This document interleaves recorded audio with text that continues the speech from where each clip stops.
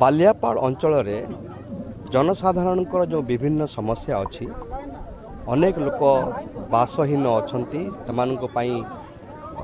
जागा बा पट्टा बहु लोक अच्छा जो मैंने कि बास पाई आवास योजना घर चाषी मान जो समस्या से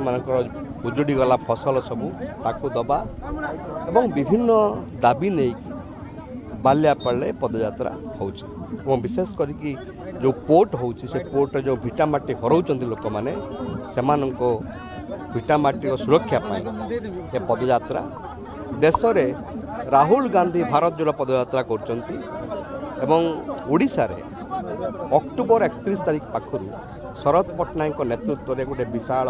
पदयात्रा होची जोठी की पाखापाखि 2200 किलोमीटर से चलिए एवं आज बालियापाड़े विजय नायक नेतृत्व में एवं नवज्योति पट्टनायक परामर्श में एक कार्यक्रम आज होची एवं एक कार्यक्रम 28 दिन चलिए। उद्देश्य हूँ भारत संविधान प्रति वर्तमान विपद, भारत सार्वभौमता प्रति विपद, भारत भाईचारा प्रति विपद विगत 8 वर्ष मध्य जो भाई भाव में अराजकता वृद्धि पाई तेणु राहुल गांधी नेतृत्व में काश्मीर कन्याकुमारी काश्मीर पर्यंत भारत जोड़ पदयात्रा चली तार अंशविशेष स्वरूप ओडिशार अक्टोबर 31 आरंभ हम आज तारी अंशविशेष बालियापाल ठारे आरंभ कराई भारत को जोड़ापी असमानता असामाजिकता जहाँ कि वृद्धि पाई से भारत वर्ष को जोड़ी देवाई भारत यात्रा हूँ कांग्रेस दलर एक अभिनव उपाय। सफलता विफलता कथा चिंता करिकी गांधी चली नथिले, राहुल गांधी भी चलू ना आपण कौ सफलता कथा पचार इलेक्टोराल सफलता कांग्रेस दल केबे इलेक्टोराल सफलता उपर नजर देनी, कांग्रेस दल गरीब लोक कथा नजर देछि,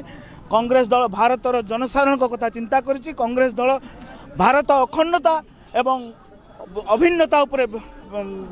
गुरुत्व आरोप करुछि तेणु वर्तमान ए यात्रा चलिबो 5 मास धरी एवं ओडिशा रे मध्य 3 मास धरी आम निश्चित आशावादी कांग्रेस दल भारतर जो असमानता देखाई ताकू जोड़बार सफल हम सहीटा आमर प्रथम कम तापर निर्वाचन आसब जीव